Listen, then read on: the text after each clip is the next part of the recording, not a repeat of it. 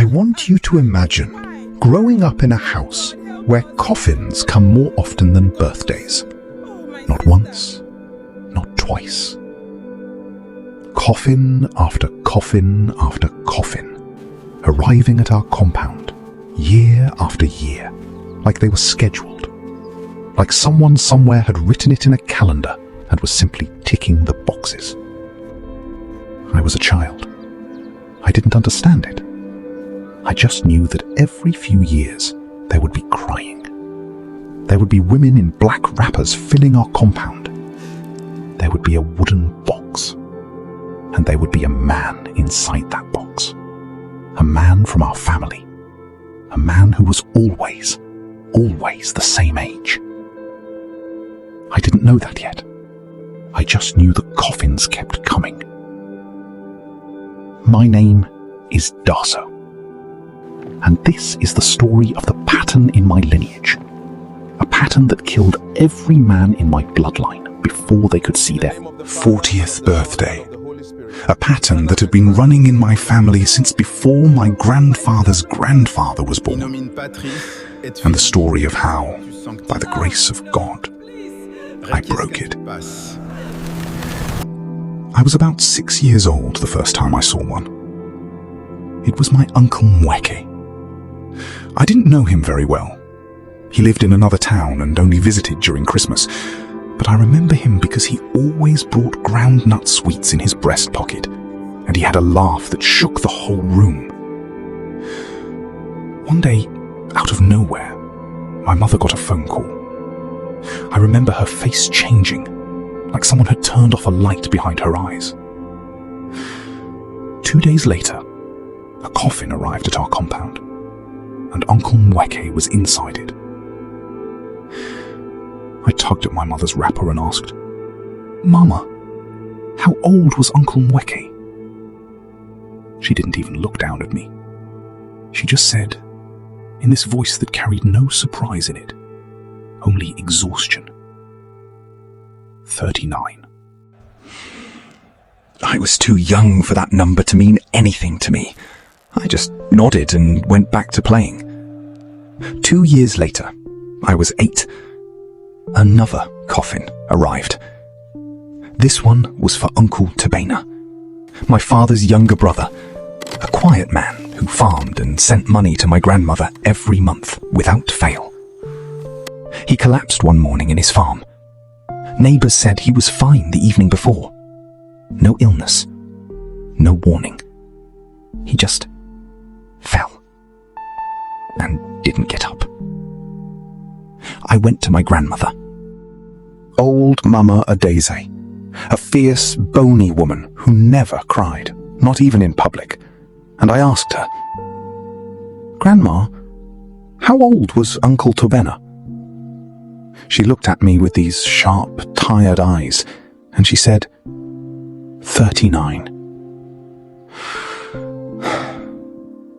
I stored it somewhere in the back of my young mind, filed it away without knowing why. 3 years after that, I was 11. My father's cousin, a man called Obina, who everyone said was the most hard-working person in the entire extended family, was on his way home from a construction site. A truck lost control on the expressway. Obina was the only one who died in that accident. The driver survived. 2 other passengers survived. But Obina? Gone. I didn't even have to ask this time. I already knew what the answer was going to be. But I asked anyway. How old was Obina? My mother turned to me slowly, and the way she looked at me, it wasn't the look you give a curious child. It was the look you give someone you are afraid for. Like my question had cracked something open. 39, she said. And then she pulled me into a hug that lasted a little too long, like she was holding something back. By the time I was 14, 3 more coffins had come through that compound. Uncle Chukwuma, 39, found dead in his sleep, no explanation.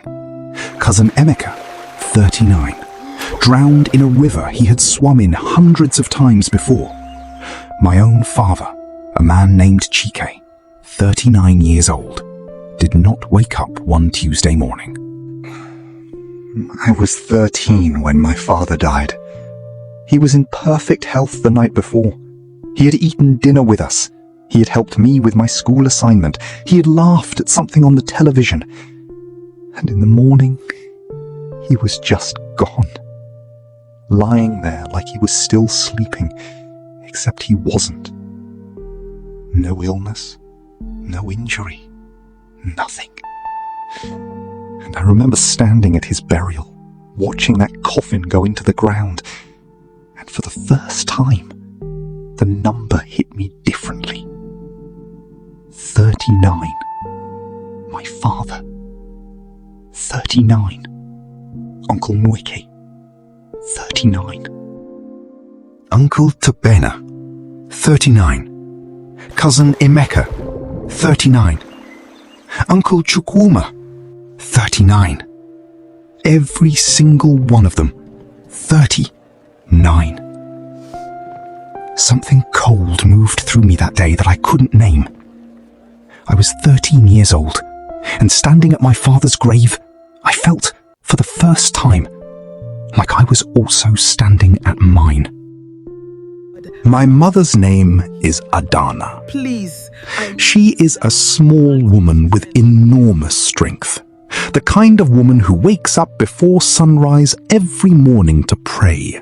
Who has never once in my life complained about what life gave her, even when life gave her very little. She raised me alone after my father died. She sold wrappers at the market. She took in sewing. She did whatever she had to do. Adana is, simply put, the strongest person I have ever known. But there was something Adana kept that I didn't know about for many years. In the back of her old worn Bible, the one she has had since before I was born, there was a folded piece of paper. And on that paper was a list written in her careful handwriting. I found it when I was 22, looking for a pen in her bag. I unfolded it, and I read, Grandpa Obiora, died age 39. Uncle Festus, died age 39. Uncle Nweke, died age 39. Uncle Tobena, died age 39. Uncle Chukwuma, died age 39. Cousin Emeka, died age 39. Cousin Bayo, died age 39. Cousin Jide, died age 39. Papa Chike, died age 39. 9 men, 9 names, all 39. My mother walked in and saw me holding the paper. She didn't flinch. She didn't try to grab it from me. She just sat down, folded her hands in her lap and said, "Now you know." I sat across from her and I said, "Mama, what is this?" And she said, "It is a pattern, Deso. It has been there since before I married your father, since before your grandfather was born. Every man in this lineage, every one of them, does not survive 39. And you," she added quietly, "you will be 39 in 17 years." If you are new here, please subscribe. Stories like this one don't find you twice. Now, in our family, there was one person who knew more than anyone else about this pattern. Her name was Ekwu. Ekwu was my father's aunt, my great-aunt, an old woman in her late 80s by the time I came to truly know her. She lived in the village, in a small compound at the edge of town. She was sharp in the way only very old people who have seen too much can be sharp, like a blade that has been sharpened so many times it has become dangerous just to look at. Ekwu had outlived them all. She had stood at every single burial on that list, and unlike the other women who wailed and prayed and questioned God, Ekwu never cried, not once, because Ekwu knew exactly why they were dying. When I was 27, already feeling the slow approach of something I couldn't name, I went to her. I sat under the old mango tree in her compound, and I said, "Auntie Ekwu, tell me what you know." She was quiet for a long time, chewing something, looking out at nothing. Then she said, "Sit properly. What I am about to tell you is not a story for a boy standing with one foot out the door." I sat properly, and she told me. Generations ago, long before any of us were born, the man who was the patriarch of our bloodline, a man of considerable power and ambition in the village, made a covenant, not with God. He went to a place that people in our village still don't mention by name, and he made a transaction. Power, influence, protection for the family, in exchange for something the darkness would come to collect at a time of its choosing. The family rose, they were prosperous, they were feared and respected. And then the patriarch died, a natural death, old and full of years, but the covenant did not die with him. Because covenants like that one do not care about the person who made them, they care about the blood. And the blood runs through every son, every generation, endlessly, until somebody cuts it. The terms were simple and ancient and monstrous. Every male in the bloodline would live, but not past 39. At 39, before the 40th year could arrive, the covenant would come to collect. It didn't come the same way twice. Sometimes it was an accident. Sometimes it was illness with no name. Sometimes the man simply went to sleep and didn't wake up. The form was always different, but the result was always the same. They never even knew which direction it would come from, Ekwu said. That was part of the cruelty of it. You could avoid the road and it would meet you in your bed. You could avoid sleep and it would meet you at work. You never knew. You just knew it was coming. I asked her, why has nobody ever broken it? And she looked at me with those ancient, exhausted eyes and said, because to break it, you cannot just survive. You have to fight. And none of them knew how to fight this kind of war. Some of them didn't even know the covenant existed, and those who suspected, they had already accepted. I watched them. I saw it in their eyes, one after the other, the resignation, like men who had checked out of a hotel and were just waiting for the car to come. She paused. Then she said something that stayed with me like a scar. Your father knew, Dasu. Shike knew. In his last weeks, I could see that he knew. But he had no weapons. He had no one standing with him. He fought alone in silence, and the silence swallowed him. I was 38 when I met Ngozi. Ngozi is the kind of woman who walks into a room and makes it feel more honest. Not louder, not brighter, just more honest. Like her presence demands that everything around her be real. She was a secondary school teacher, quietly brilliant, stubborn in the most beautiful way. We met at a friend's wedding in Lagos, argued about something forgettable within the first 10 minutes of talking, and somehow couldn't stop talking for the rest of the night. I married her 14 months later. I told her about the pattern on the night I proposed. I felt she deserved to know. I laid it all out, the list, Eku's words, everything. I told her that in roughly a year and a half, I would turn 39, and that in my family, 39 was a death sentence. She was quiet for a while. Then she said, how many of them prayed, Daso?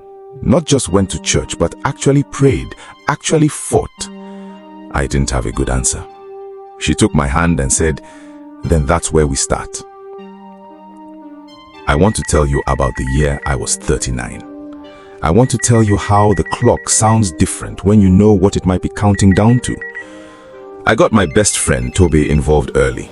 Toby was the kind of friend who you could call at 3 a.m. with something that sounds insane, and he would not laugh, he would not panic, he would just say, okay, what do we do? He was that person for me. He had been since we were boys.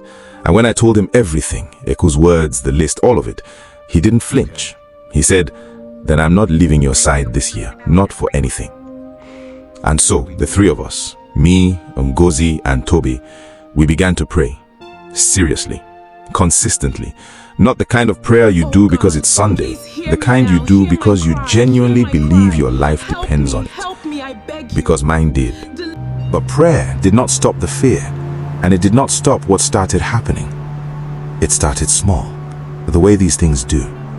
One evening I was driving home from work, the same route I had driven for 3 years, when without any warning, my front tire burst on the bridge at night. I swerved, the car spun, and missed the railing by, I am not exaggerating, less than 2 feet. I sat in that car for 10 minutes, shaking, before I could even reach for my phone. When I told Tobe, he went quiet. Then he said, "Dasu, that bridge is where Cousin Bayo's accident happened 12 years ago." I hadn't known that. I hadn't even remembered, but the covenant apparently did. A few weeks later, I had a work transfer come through. I was to be moved to a new branch in Kaduna. It was presented as a great opportunity, a promotion.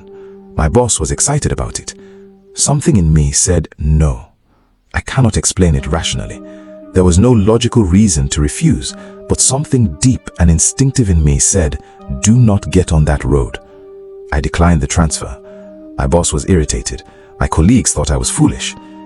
3 days later, the boss, carrying 2 of the staff who accepted the Kaduna transfer, was involved in a crash on the expressway. One person was hospitalized for weeks.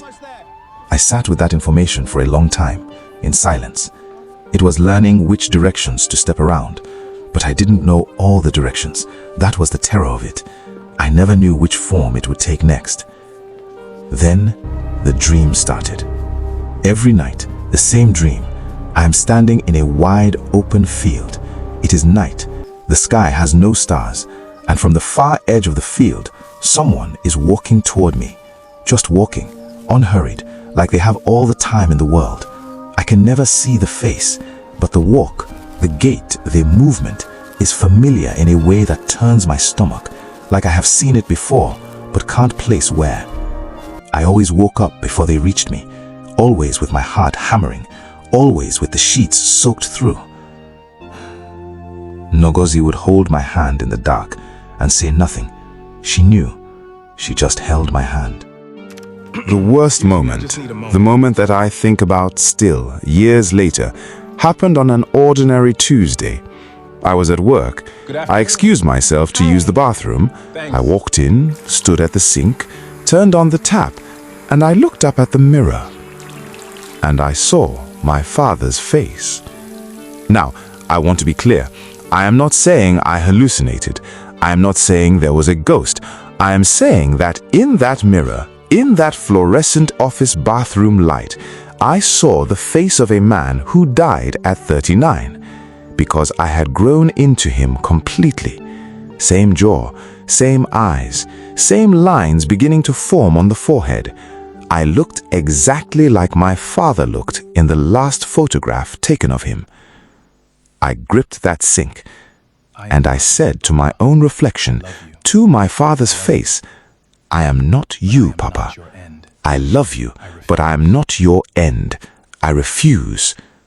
I washed my face, dried my hands, walked back to my desk, sat down, and did my work. But my hands did not stop shaking until evening. It's 39 years, 11 months already. I want you to understand the particular madness of approaching a date that you have been afraid of your entire life. My colleagues threw me an early birthday lunch.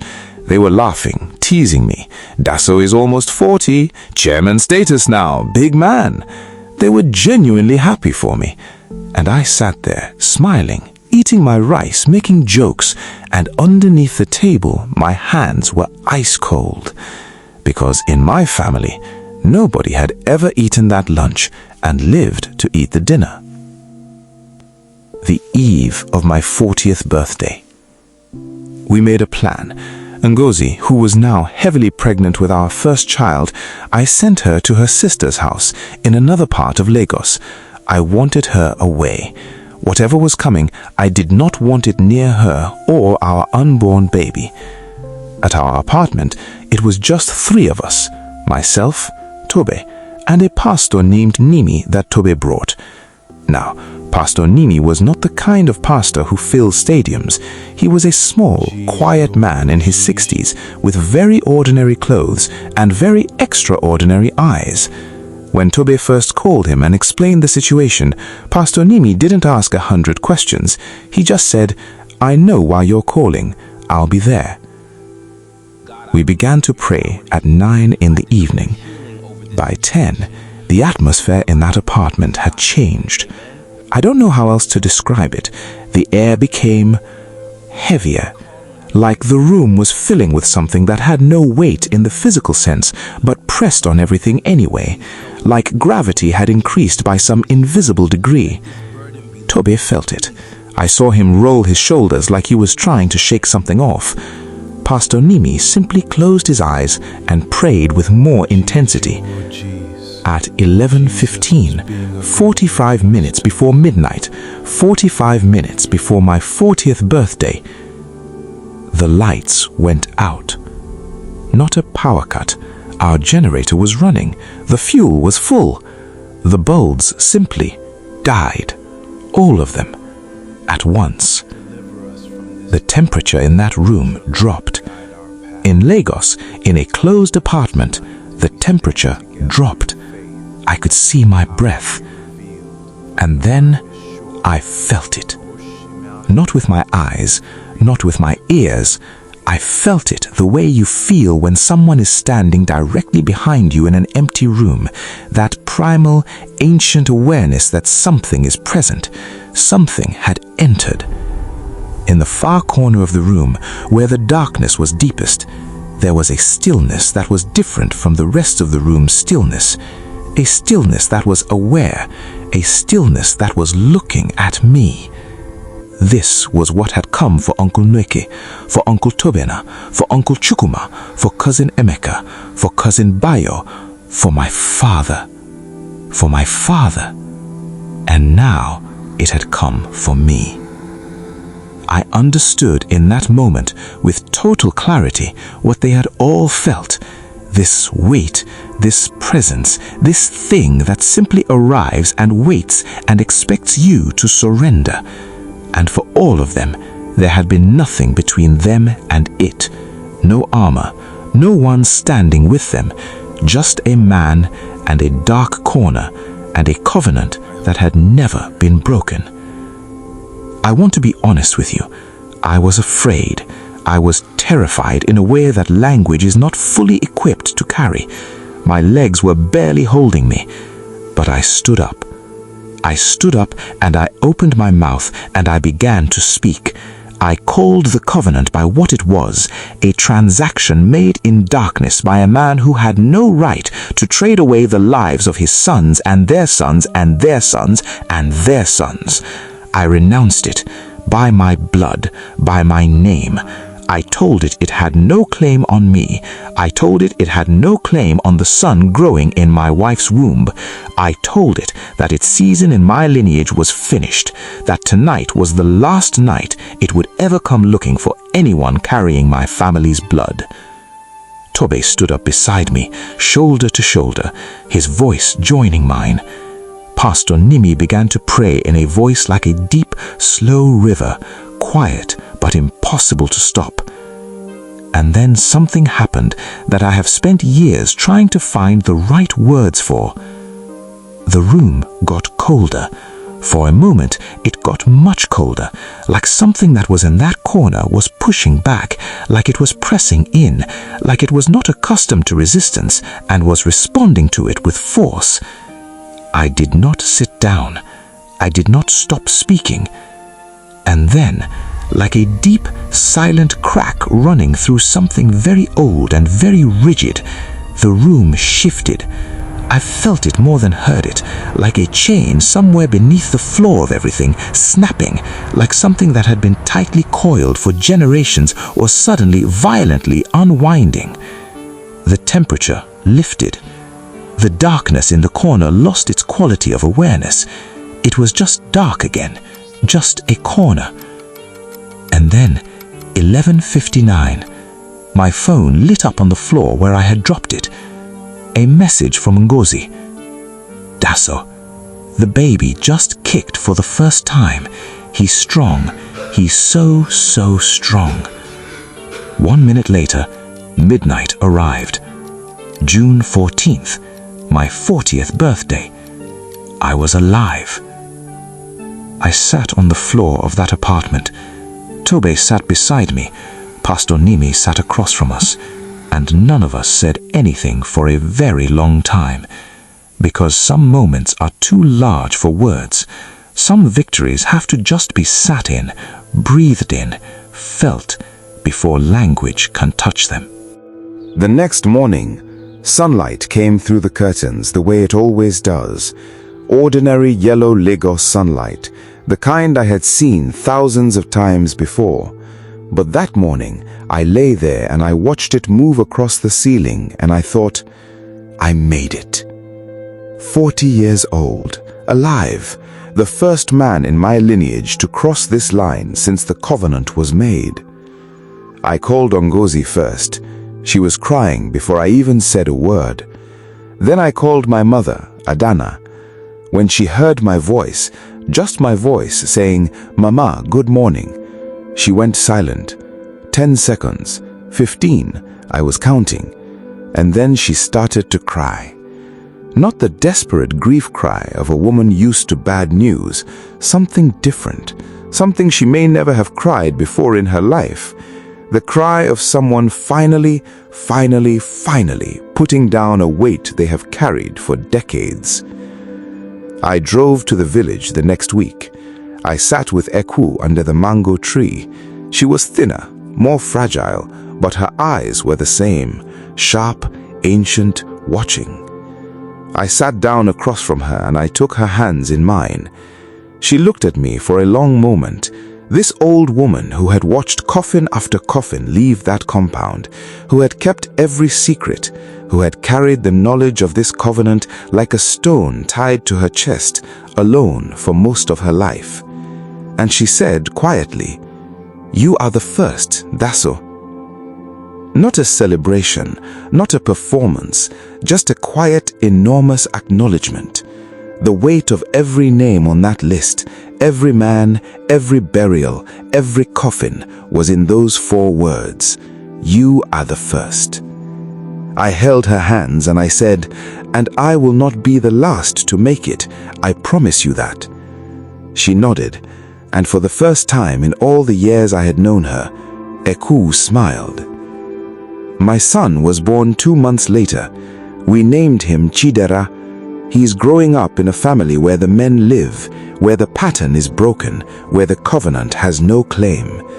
And my mother's list, the one in the back of her Bible, with all those names and all those ages, she told me she burnt it the morning after my birthday. She said she felt lighter than she had in 30 years. I am telling you this story because some of you reading this right now are carrying a strange pattern that you didn't choose and didn't ask for. A pattern that arrived before you were born and installed itself in your lineage like it owned the place. I want you to know it does not own the place, and it is not too strong to be broken. But you have to be willing to fight. Because none of the men who came before me fought.